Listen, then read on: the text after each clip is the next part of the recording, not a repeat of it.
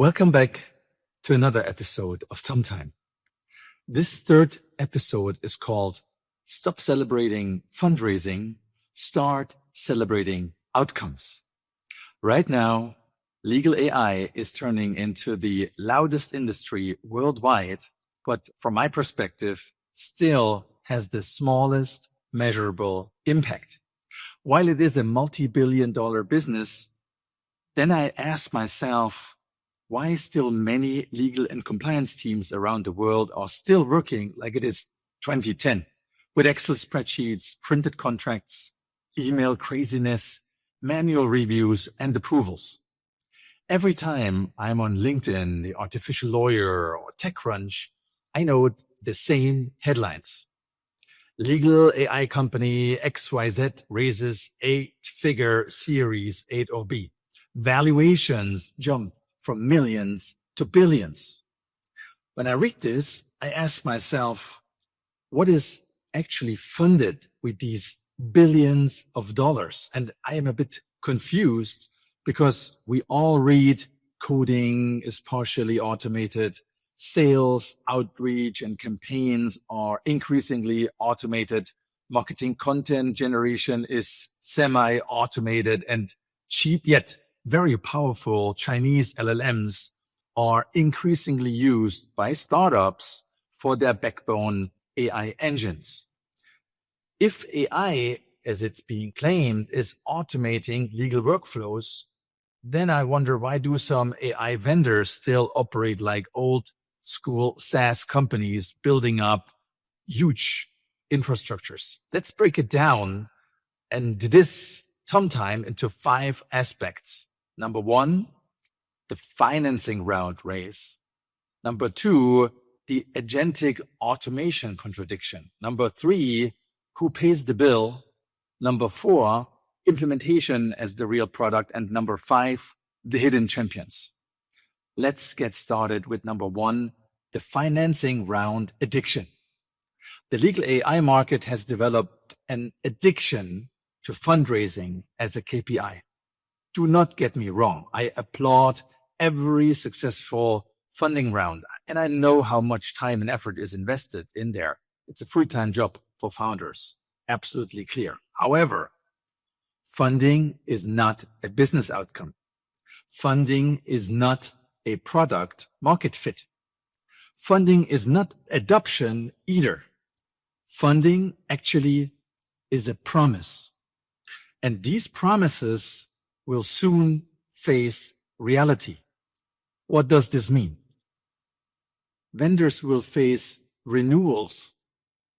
They will face real-time usage metric comparisons, rollout speed numbers. They want to present business outcomes, and commercial KPIs are becoming more and more important in the financial success of these vendors. So the next 12 months will be a make or break point for many legal AI companies. And it's not because buyers hate innovation, it's because the renewals are coming up. And venture capital expectations are going to rise as well. That is going to be the real pressure test, not Series A, B, C, D, or beyond announcements. And we have seen this before. I'll give you one example from a company in Germany called Aleph Alpha. The former German answer to OpenAI, a superstar building mega hype around digital sovereignty. Big corporate funders, big pictures with politicians, front page media coverage. The funding structure, however, as it turns out now, was far smaller than instantly committed equity.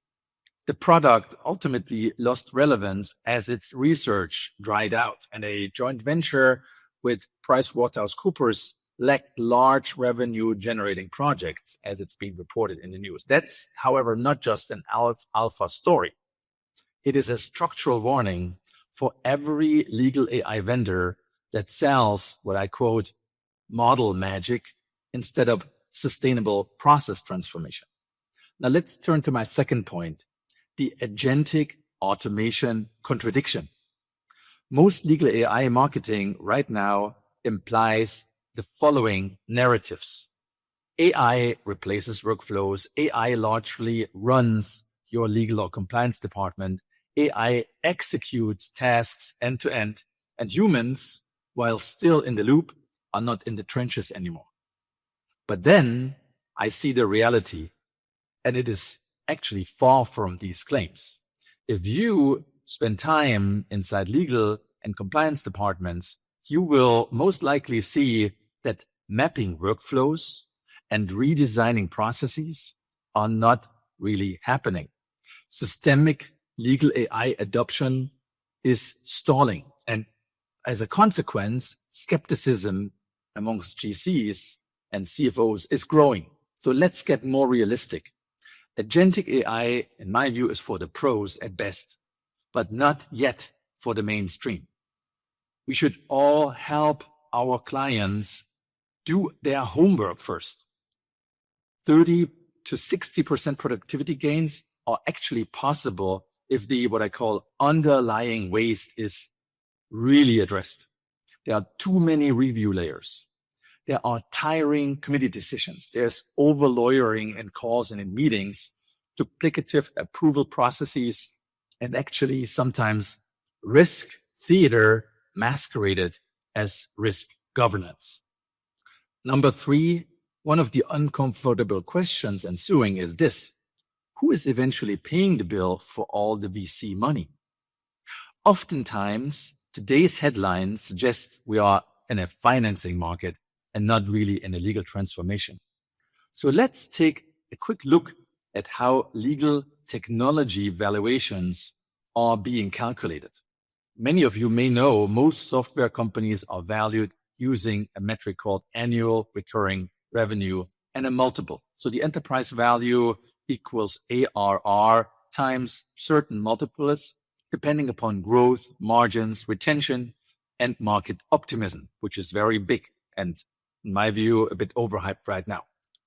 Regardless, high growth SaaS companies trade at 15 to 30 multiples ARR.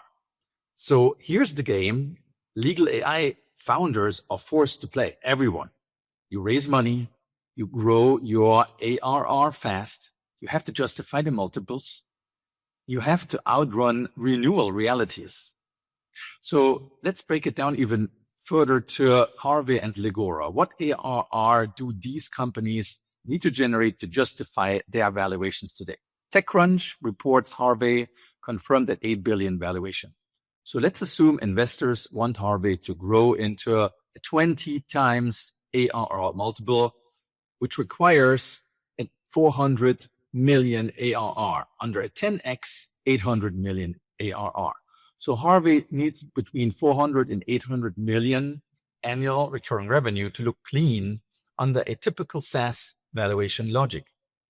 In a recent Artificial Lawyer article, the company announced 180 million ARR for 2025. That is awesome. Don't get me wrong. Awesome. But from my calculation, there's a 300+% gap between the reality and the aspiration. So digital transformation is not a marketing story built upon ARR and founding rounds. It's an execution story. Legora stated 1.8 billion valuation after its recent Series C round. Same exercise, 20x ARR multiple. The expectation would be in the 90 to 100 million ARR or even higher. So that's what Legora needs to earn that valuation under normal SaaS logic. In December, Max Unistron, Legora CEO, proudly and legitimately posted that Legora added $7 million in annual recurring revenue in the last 24 hours. That was late December 25, more than their quote total ARR from 23 and 24 combined. Again, don't get me wrong. Congratulations, Max and the Legora team. Awesome numbers. But to me, the delta between 7 and, of course, more millions in 25 and 100 million is huge. Everyone in the legal AI market, therefore, has to be super deal hungry. But that's not enough because there's also huge churn. And this is something not really talked about. So vendors need renewals. They need geographical expansion, and they really need high retention and little churn. And what I don't read is about customer acquisition cost, customer lifetime value, sales cycles, discounted pilot pricing, and as said, the churn rates. Let's all not be blinded by the illusion of the ARR and founding round momentum, which is basically ARR booked, press releases going out, awards are won, celebration. The real question and challenge arrives when it is renewal time and when today's price wars will not be sustainable anymore. Let's redefine what real success looks like nowadays. In my view, concrete numbers of redesigned workflows, concrete savings in dollars or euros by virtue of legal AI deployment, employee satisfaction scores, measurable client feedback improvements. Number 4, implementation is the real product as a consequence of what I've just said. Pushing licenses into organizations and celebrating initial ARR is not real systemic innovation. This, you can provocatively say, is procurement with a dopamine hit. Because today's ARR, let's be clear, doesn't mean tomorrow's. So if your legal AI vendor cannot show daily usage rate of its products, time to value generation, sustainable adoption curves, renewal demand that's intrinsic and shown by the numbers, then you're not buying real transformation. You're buying expensive hope or maybe even fantasy. So number 5 to me is the hidden champions that are emerging and actually challenge the titans. The best legal AI companies to me are not always the loudest. They are the ones closest to the customer. They deploy a sales force that has been in the trenches, understanding the profession of law and the dynamics that still prevail these days. Client proximity does not happen on stages or panels or in media articles. It happens in real world conversations on the ground where the implementation happens. So thank you, everybody. This has been a bit of a shorter time, episode number 3. I really appreciate you being with me, consistently showing your interest. Now, I want to hear from you as always. Do you agree or do you disagree? I'm all for different opinions because dialogue and execution bring us towards transforming our legal profession. Let's walk the talk together with us at transforming.legal and gold.ai. Thank you very much and see you again next Monday when Tom Time episode 4 airs. Until then, be curious, be innovative, and be optimistic. Take care. Bye-bye.